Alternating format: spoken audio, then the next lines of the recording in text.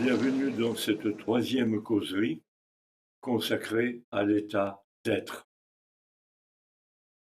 Alors, l'état d'être est un véritable sésame, ouvre-toi, mais tellement facile à comprendre et tellement facile à mettre en application qu'il en est paradoxalement difficile.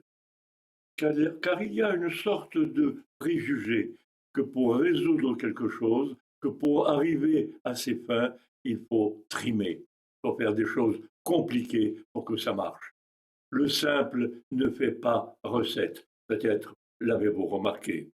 Le simple ne fait pas recette. Alors que le compliqué, et ça me rappelle les fameux Shadok, pourquoi faire simple quand on peut faire compliqué?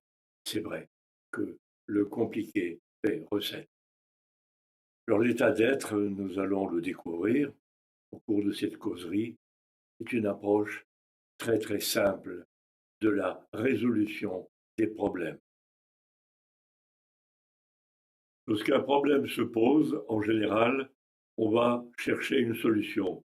Quoi de plus logique, quoi de plus évident. Et pourtant, la solution peut générer à son tour un problème. De quoi il s'agit? Il s'agit du fait qu'en général, les solutions passent par des actions. Or, toute action suscite des réactions.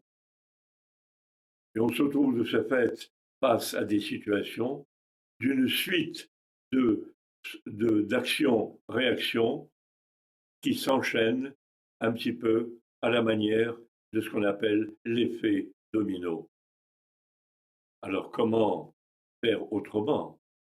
Faire autrement, c'est se pencher sur les causes. Qu'est-ce qui fait que ce problème se produit? Qu'est-ce qui fait qu'il existe?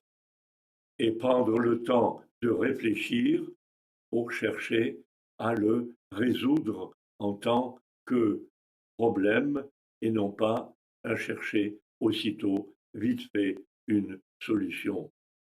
Il m'arrive très souvent en thérapie comme en cours de conseiller en situation de tempête, en situation de crise, de baisser les voiles,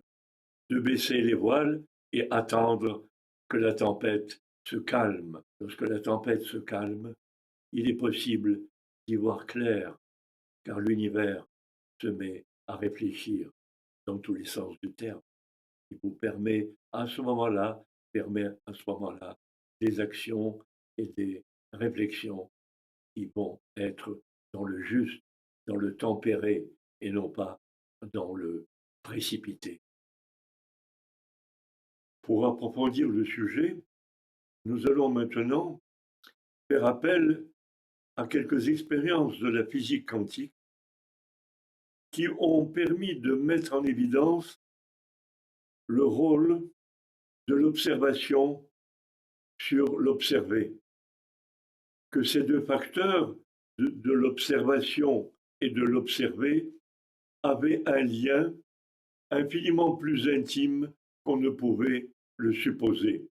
En effet, jusqu'à présent, tout le monde était persuadé qu'il suffisait de regarder pour voir quelque chose, que le regard était une forme d'absolu. Or, ces expériences ont montré que le regard influence le regardé. Et bien sûr, on a à l'esprit cette fameuse phrase de Shakespeare: pour changer les choses, changer de regard. Pour changer les choses, changer de regard. Donc nous allons, dans les images qui suivent, examiner la manière dont il est possible, effectivement, de changer de regard pour changer les choses. La physique quantique nous apprend que la matière se présente sous deux formes différentes. D'un côté, une forme ondulatoire, vibratoire, et de l'autre, une forme corpusculaire. Un certain nombre d'expériences vont éclairer notre lanterne.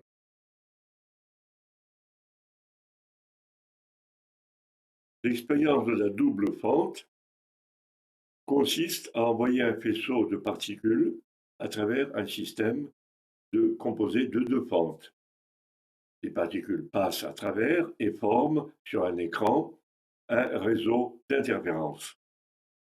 Ensuite, les physiciens ont eu l'idée de faire passer une seule particule. Et, ô surprise, l'interférence est toujours présente sur l'écran, ce qui n'est pas possible. Théoriquement, ce n'est pas possible. Alors, donc, supposition, la particule est passée par la fente et revenue en arrière, puis repassée par la deuxième fente. C'était contraire à toutes les règles de la physique. Alors, pour y voir clair, les physiciens ont eu l'idée de placer un détecteur dans l'une des deux fentes pour se rendre compte dans laquelle des deux fentes la particule passait en premier. Et aux surprises, le fait de mettre en place cette observation a supprimé l'interférence, ce qui a fait dire que le fait d'observer modifie l'observation. La matière qui se présente sous forme ondulatoire, sous forme vibratoire, comporte une infinitude de possibilités. C'est un potentiel de possibles. Alors si on compare ce potentiel de possibilités à une soupière, dans laquelle donc ce potentiel est versé, et si on prélève de cette soupière une petite quantité de soupe, on s'aperçoit que le fait de prélever va réduire le potentiel à une seule alternative. On appelle cela en physique des particules la réduction de la fonction d'onde. En d'autres termes, cela nous apprend que le fait d'observer réduit l'observation à une seule possibilité. On peut comparer le collapse à ce qui se passe pour un joueur qui tire au hasard une carte. Nous avons tenté dans nos ateliers des expériences avec les jeux de cartes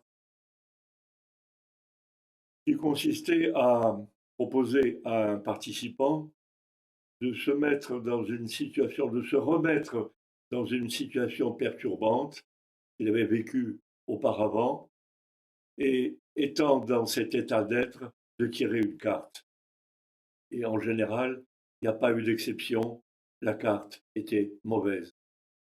On recommençait l'opération en demandant aux participants de se décharger, de revenir quelque temps après.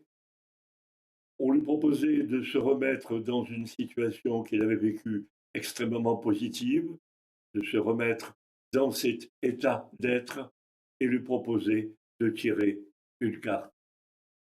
Et la carte était positive. Il n'y a pas eu d'exception. On a roulé l'expérience des dizaines de fois et à chaque fois, les résultats étaient probants. On pourrait donc en conclure que notre regard fonctionne un petit peu à la manière du collapse, que la manière de regarder, notre manière de regarder, fige les choses dans un aspect unilatéral. Nous définissons notre monde, nous le définissons à notre manière, par notre regard.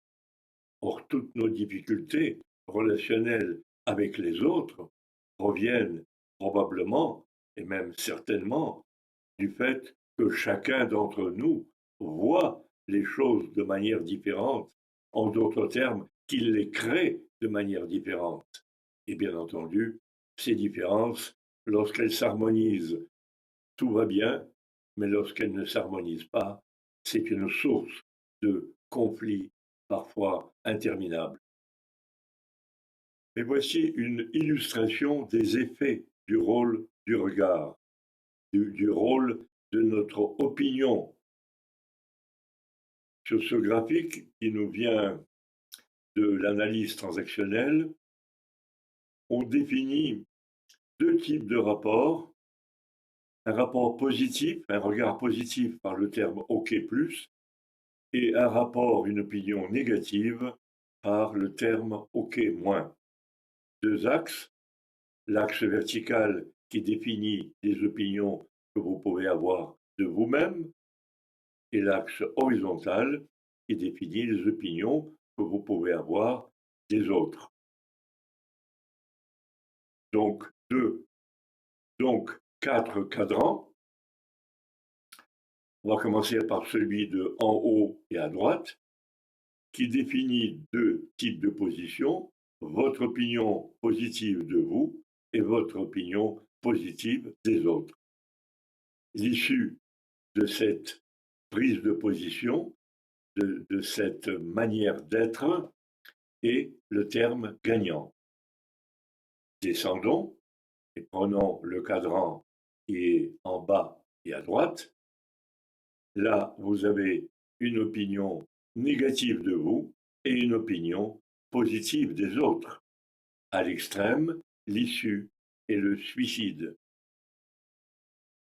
Passons maintenant au cadran qui est à gauche, en bas et à gauche, où là, vous avez une opinion négative de vous et une opinion négative des autres.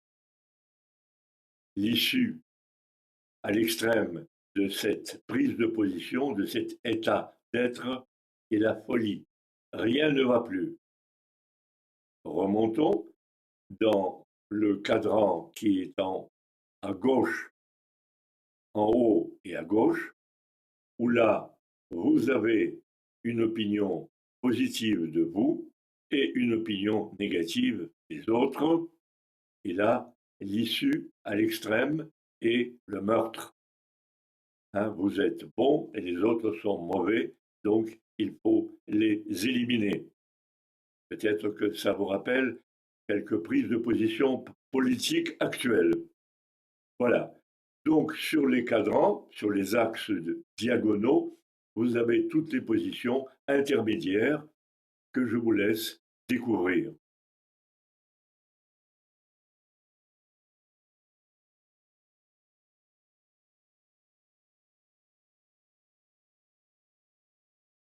Peut-être vous vous serez reconnu dans l'un des quatre secteurs de ce tableau de l'analyse transactionnelle. Cette découverte de soi-même est particulièrement importante dans tout travail d'introspection. Elle permet de mieux se situer sur son chemin de vie et d'avancer en connaissance de cause en évitant des pièges inutiles.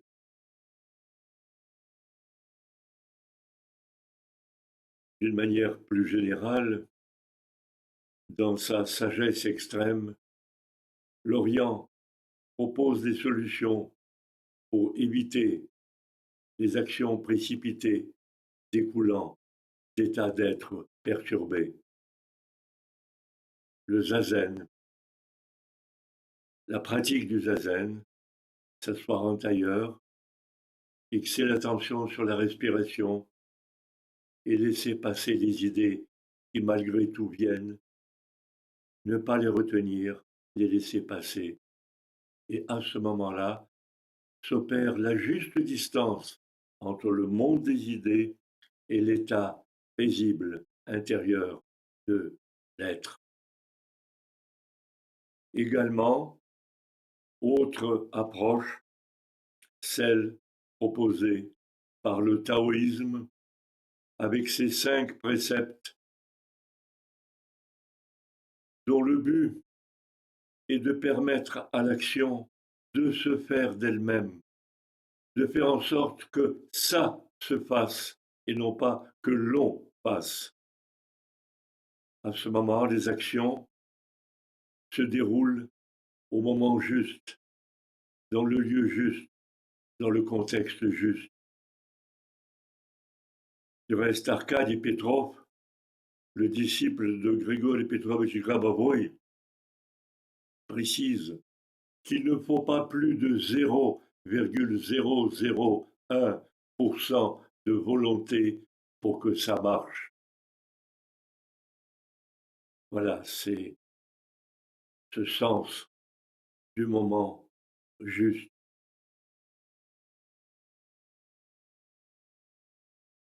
Le bouddhisme, quant à lui, cherche à dissoudre ce travers de l'humanité qui cherche toujours à scinder les choses en leur opposer le bien, le mal, la lumière, l'ombre.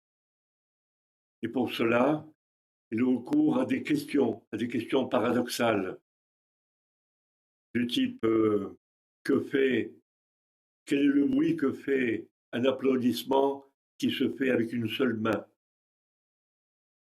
Ces différentes questions permettent de perturber et de déstabiliser le mental qui cherche à toujours et toujours à s'approprier les choses.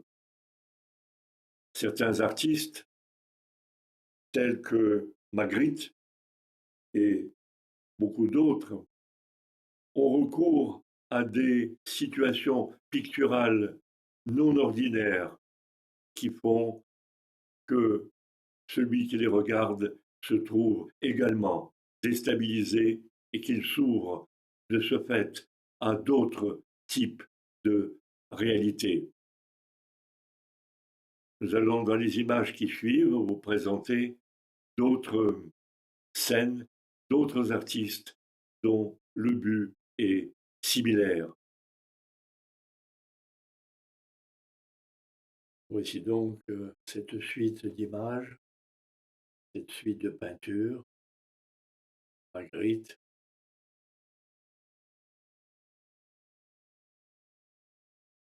toujours Magritte, qui est un peintre belge.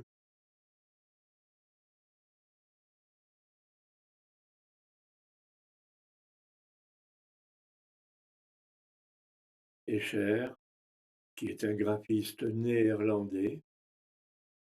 Sur cette image particulièrement intéressante, vous avez les moines qui donnent l'impression de monter un escalier qui monte indéfiniment et descendre un escalier qui descend indéfiniment. L'effet est obtenu par un effet de fausse perspective.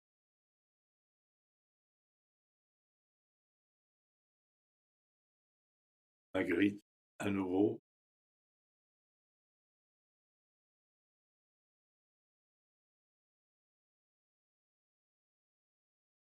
Escher.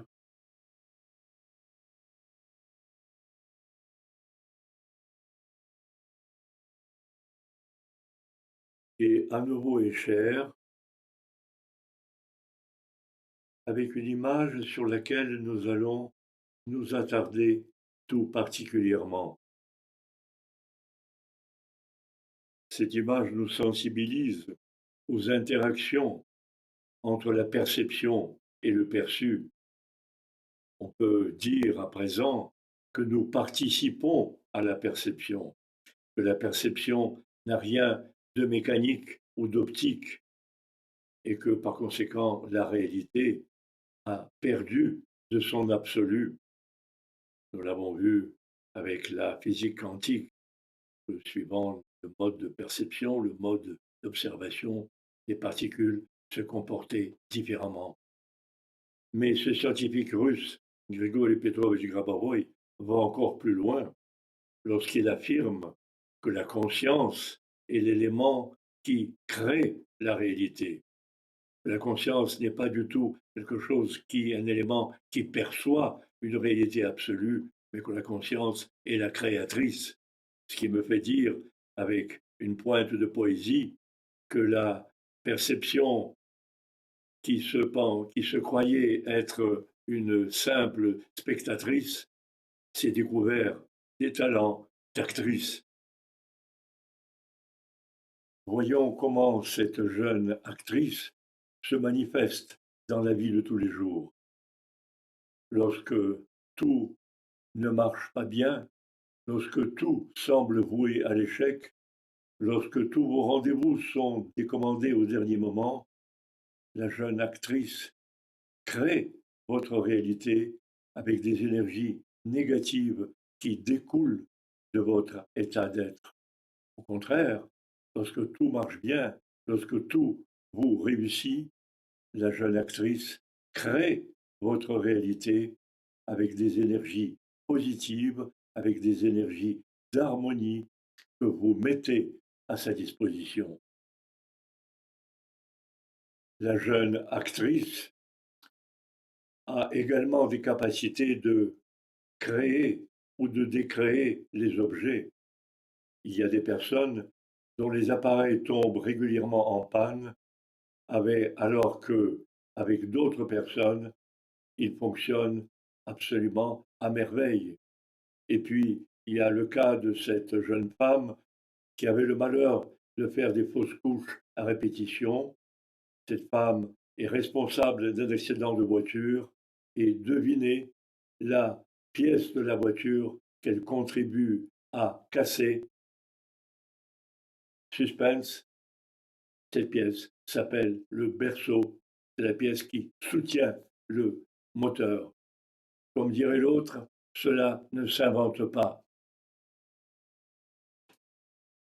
Cette expérience menée par le docteur René Puech avec un robot à mouvement aléatoire, le docteur apprivoise un poussin et le met en rapport avec ce robot.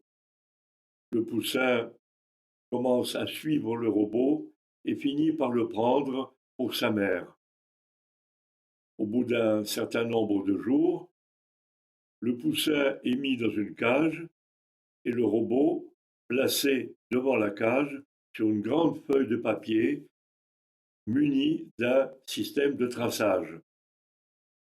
Au bout de quelques heures, l'expérimentateur constate que le robot déambule uniquement à proximité de la cage.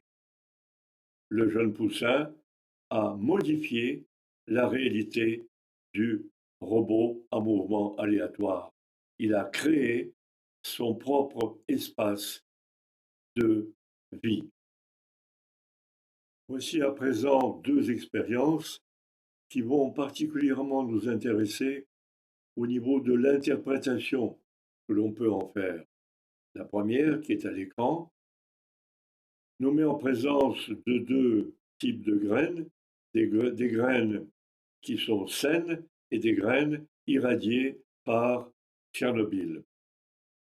On projette un faisceau de lumière laser sur les graines saines et on répercute cette image par un système de miroir sur les graines irradiées. Et au bout de quelque temps, les graines irradiées reprennent vie. La deuxième expérience, la seconde expérience, nous met en présence d'une photographie de plantes saines qui est projetée sur une plante malade. Au bout d'un certain temps, la plante guérit. Alors qu'est-ce que ces deux expériences nous apprennent? Ils nous apprennent qu'en projetant du positif sur une situation négative, on contribue à l'améliorer, à la transformer. Il y a du reste une expérience pédagogique qui a été menée il y a quelques années où l'on a inversé les fiches des élèves. Les bons élèves ont reçu des fiches des mauvais et inversement. Et au bout de l'expérience, les résultats étaient conformes aux fiches, c'est-à-dire que les mauvais élèves avaient nettement progressé et les bons élèves avaient nettement stagné.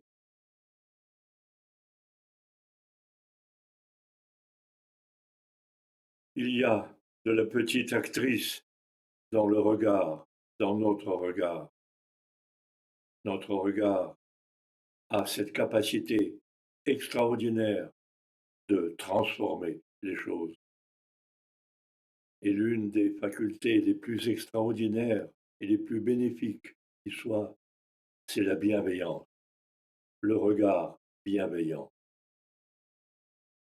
Pendant des mois et des mois, je n'arrivais pas à comprendre les résultats qu'il m'était donné d'obtenir avec mes patients. Je n'avais pas l'impression de faire quelque chose d'important, j'avais presque l'impression de ne rien faire, et pourtant les résultats étaient là et je ne comprenais pas. Et au bout de quelque temps, enfin, j'ai compris. Je ne les considérais jamais comme des malades. Je leur parlais, comme on dit, comme disent les Russes, je leur parlais d'âme à âme. Et c'est cette complicité, c'est cette rencontre qui faisait qu'ils étaient reconnus, et étant reconnus, ils se reconnaissaient et redevenaient d'aplomb. Voilà, nous en avons terminé avec l'état d'être. Donc, quelques ouvrages qui peuvent compléter l'information.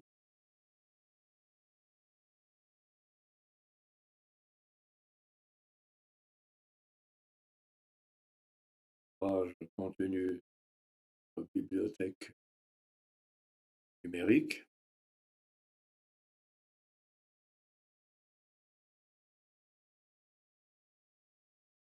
Nos références. Moindre. Et enfin, la prochaine causerie.